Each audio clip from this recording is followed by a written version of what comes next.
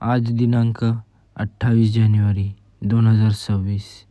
आज आपली सकाळ तर खूपच लवकर झाली, पण न्यूज बघून खरंच धक्का बसला. आपले महाराष्ट्राचे लाडके उपमुख्यमंत्री ते म्हणजे अजितदादा पवार हे आपल्याला सोडून गेले. खरंच लाईफ खूप अनप्रिडिक्टेबल आहे. कधी काय होईल कोणाला काय माहिती नाही आणि कधी काही सांगता पण येत नाही. त्यांच्यासोबत अजून 4 लोक आहेत, ते पण आपल्याला सोडून गेले.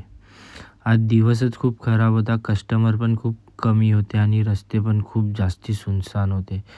आज होते गणपतीचे विसर्जन, पण काहीच आवाज नाही, ना ढोल ताशा ना DJ.